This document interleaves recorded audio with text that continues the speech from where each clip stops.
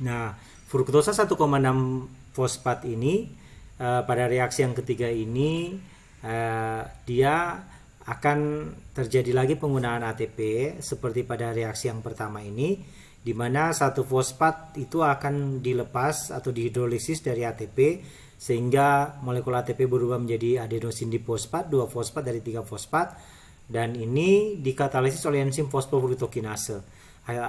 Produk akhir dari reaksi ini adalah fruktosa 1,6 bifosfat, di mana fosfat yang diambil dari molekul ATP yang digunakan ini yang masuk pada lintasan ini pada reaksi ini akan berikatan pada atom C nomor 1 sehingga dinamakan fruktosa 1,6 bifosfat. Itu maksudnya pada atom C nomor 1 ada fosfat dan nomor 6 ada fosfat. Nah, ini tahap dari reaksi ini. Pada reaksi yang terakhir, pada reaksi persiapan, satu molekul fruktosa 1,6 bifosfat yang berkarbon 6 ini akan dipecah menjadi 2 molekul berkarbon 3 oleh 2 enzim di sini, yaitu enzim triosa fosfat isomerase. Kita lihat ini enzim yang keempat dan enzim yang kelima. Enzim yang keempat adalah enzim aldolase yang memecah fruktosa 1,6 bifosfat menjadi 2 molekul gliseraldehida 3 fosfat dan dihidroksiaseton fosfat. Nah, 2 molekul ini dapat merupakan isomer sehingga oleh enzim triosa fosfat isomerase, gliseraldehida 3 fosfat ini dapat dirubah menjadi dihidroksiaseton fosfat dan dihidroksiaseton fosfat pun dapat dirubah menjadi gliseraldehida 3 fosfat. Ini merupakan reaksi persiapan, kita selesai membahasnya. Ada 5 reaksi, ada 5 enzim. Dan reaksi ini terjadi penggunaan 2 ATP, karena itu dinamakan reaksi preparatory phase atau reaksi persiapan. Nah, pada reaksi payoff atau reaksi pemanenan energi, produk akhir dari reaksi persiapan yaitu gliseraldehida 3 fosfat dan dihidroksiaseton fosfat yang oleh enzim triosa fosfat isomerase dapat dirubah bolak-balik karena keduanya isomer. Nah, ini dihidroksiaseton fosfat dikonversi menjadi gliseraldehida 3 fosfat atau gliseraldehida 3 fosfat. Jadi yang lintasan yang masuk ke dalam bentuk gliseraldehida 3 fosfat. Di buku-buku SMA seringkali digambarkan turun 2 jalur. Yang satu dihidroksiaseton fosfat, satu gliseraldehida. Tidak demikian. Dihidroksiaseton fosfat untuk bisa masuk pada reaksi payoff harus diubah dulu menjadi gliseraldehida 3 fosfat. Nah, karena dia ada molekul, pertama kita turun dulu yang gliseraldehida 3 fosfat. Jangan dulu lihat yang dihidroksiaseton fosfat. Gliseraldehida 3 fosfat, di sini terjadi oksidasi dan fosforilasi. Maksudnya ada penggunaan pembentukan NADH. NADH di sini ada pembentukan NADH dan PI masuk. Nah, NADH ini dibentuk dari NAD+. Mengapa ditulis 2? Sebenarnya 1 dulu karena gliseraldehida 3 fosfat dulu turun, baru dihidroksiaseton fosfat turun. Ini sudah ditulis 2 dikali 2 maksudnya. Yang pertama 1 kali turun yang molekul berkarbon 3, gliseraldehida 3 fosfat, selanjutnya kedua dihidroksiaseton fosfat turun diubah menjadi gliseraldehida 3 fosfat baru turun. Nah, ini sudah ditulis 2 untuk menyederhanakan penulisan. Nah, Anda lihat di sini karena masuk 2 PI dan terjadi pembentukan NADH, maka senyawanya berubah. Produk akhirnya dari enzim gliseraldehida 3 fosfat dehidrogenase, gliseraldehida 3 fosfat berubah menjadi 1,3 bifosfoglycerat. Ada 2 PI yang masuk dan pembentukan NADH di atasnya. 1,3 bifosfoglycerat ini selanjutnya terjadi proses pembentukan ATP pertama. Mengapa ditulis 2? Karena 2 kali turun ya, ingat itu. Enzim yang terlibat adalah fosfogliserat kinase. Sekali lagi, enzim di mana ada penggunaan atau pembentukan ATP selalu ada kelompok enzim kinase.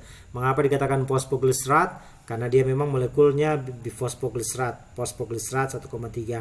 Nah, fosfogliserat yang dihasilkan ini pada reaksi yang ke-8 akan diubah menjadi dari 3 fosfogliserat ini menjadi 2 fosfogliserat. Sebenarnya ini hanya pemindahan saja, atau karena itu kelompok enzim yang dilihat adalah enzim mutase. Maksudnya pemindahan gugus fosfat dari terikat pada C nomor 3, 1, 2, 3 berpindah pada atom C nomor 2 sehingga dinamakan 2-fosfogliserat. Pada 2-fosfogliserat untuk diubah menjadi fosfoenol piruvat reaksi ke-9 dibutuhkan enzim enolase. Di sini ada pelepasan 2 atom hidrogen, 2 molekul H2O, Nah, selanjutnya oleh enolase 2-fosfogliserat dikonversi menjadi fosfoenol piruvat. Fosfoenol piruvat di sini lagi terjadi pembentukan ATP yang kedua sehingga kelompok enzim yang terlibat adalah piruvat kinase, produk yang terbentuk adalah piruvat. Nah, dari sini kita lihat di glikolisis ini secara keseluruhan dia menghasilkan 2 ATP, 2 NADH, 2 tambah 2 4 ATP dan 2 asam piruvat karena 2 kali turun yang tadi.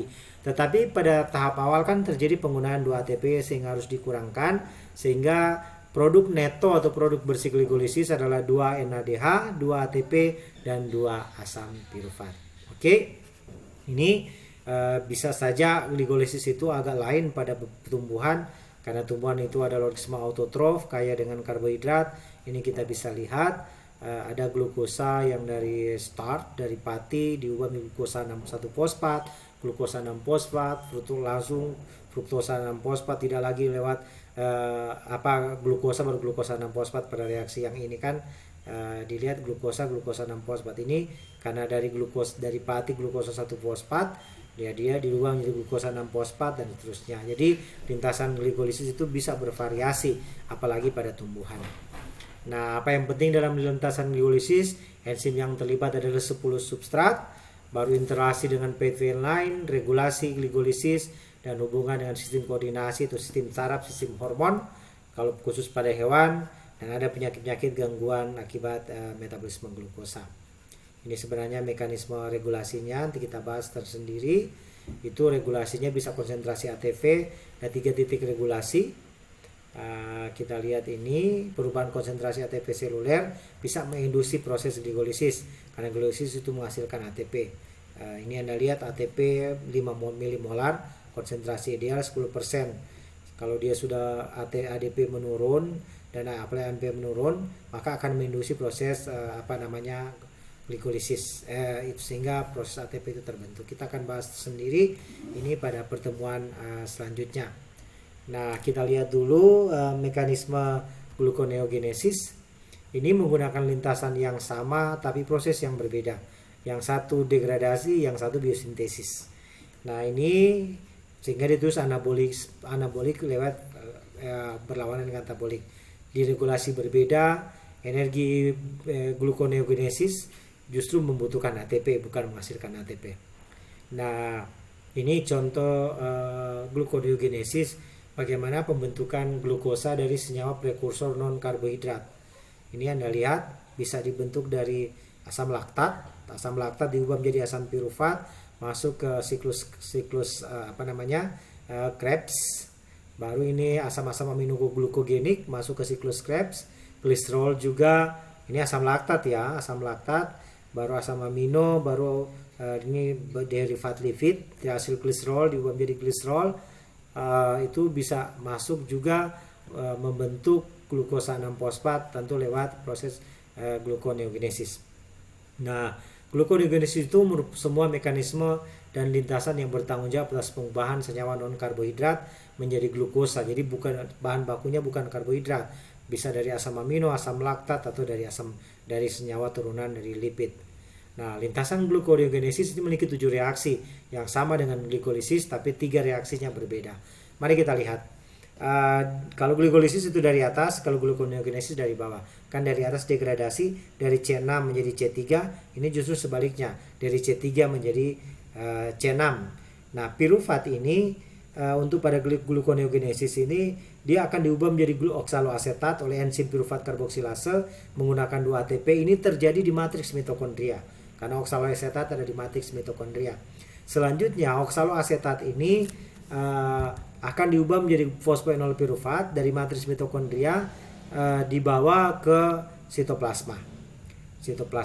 Oke. Dari sitoplasma fosfoenol piruvat dirubah menjadi fosfogliserat, enzimnya sama karena ini reversible. 2 fosfogliserat diubah menjadi 3 fosfogliserat. Nah, ini dirubah lagi 3 fosfogliserat menjadi 1,3 bifosfogliserat, naik ke atas. Kalau tadi gliolisis kita turun, 1,3 fosfogliserat kembali dirubah menjadi gliseraldehida 3 fosfat. Gliseraldehida 3 fosfat ini bisa dirubah menjadi dihidroksiaseton fosfat, bisa juga dirubah menjadi atau langsung 2 ya, karena ada 2 molekul. Selanjutnya dirubah menjadi fruktosa 1,6 bifosfat. Jadi ini 3 titik yang berbeda ya. 1, 2, 3 kan 7 reaksinya sama. Yang lain itu sama dengan glikolisis. Nah, kalau pada glikolisis ini PFK1, kalau pada ini merah glikolisis turun. Kalau pada gluconeogenesis PFK2, fosfatase fruktokinase 2. Nah, fruktosa 1,6 bifosfat ini akan dirubah menjadi fruktosa 6 fosfat. Tentu terjadi pelepasan 1 fosfat karena ada masuk H2O. Fruktosa 1,6 fosfat, fruktosa 6 fosfat, tadi kelompok enzim yang sama, ini samakan reaksi dengan glikolisis, itu dirubah menjadi glukosa 6 fosfat. Nah, glukosa 6 fosfat ini dirubah menjadi glukosa dengan enzim yang berbeda, glukosa 6 fosfat, sehingga menjadi glukosa. Jadi ada 3 titik memiliki enzim yang berbeda. Titik yang pertama ada pirufat karboksilase, fosfenol pirufat karboksikinase tidak ada di glikolisis, baru fruktosa 1,6 bifosfat tidak ada di glikolisis, baru glukosa 6 fosfat tidak ada di glikolisis. Nah, semua reaksi yang lain itu ada menggunakan enzim yang sama karena bersifat reversible. Ini kita lihat yang glikolisis turun, yang gluconeogenesis itu naik. Oke. Nah, jalur glikolisis dan gluconeogenesis berjalan secara spontan. Jika kedua jalur ini terjadi secara bersamaan dalam kecepatan tinggi pada sel yang sama, maka akan menyebabkan kehilangan sejumlah energi muncul sebagai panas. Proses penguraian ATP disebut juga dengan siklus futil, tidak sia-sia. Kalau dia itu sangat terkontrol, terregulasi. Hal ini terjadi karena ada 3 titik jalur glikolisis dengan gluconeogenesis yang dikatakan enzim yang berbeda. Yang ini maksud saya ya, 1, 2, 3. 7 reaksinya itu enzimnya sama. Nah, reaksi tersebut adalah pemborosan energi karena hanya terjadi hidrolisis ATP tanpa kerja metabolik. Di sini ada hidrolisis ATP tanpa ada aktivitas atau kerja metabolik. Oke. Nah, ini reaksi bypass untuk menjelaskan titik-titik ini juga terjadi regulasi apakah glikolisis yang jalan atau gluconeogenesis yang jalan. Oke. Sampai di sini untuk glikolisis dan gluconeogenesis. Anda bisa baca lagi. Jalur ini regulasi pirufat kinase, ini hanya di hati, pirufat kinase di hati dan di jaringan glikolitik. Anda bisa lihat fosfokinase A ini akan diaktifkan oleh glukagon. Ini kalau yang silang itu dihambat prosesnya. Nanti kita akan bahas pada diskusi. Ini asam pirufat bisa di gluconeogenesis atau bisa di glikolisis untuk menghasilkan energi. Oke, sampai di sini untuk bagian kita yang pada tahap glikolisis dan gluconeogenesis. Nanti selanjutnya kita akan bahas tentang dekarboksilasi oksidatif, siklus Krebs sampai pada rantai transfer elektron.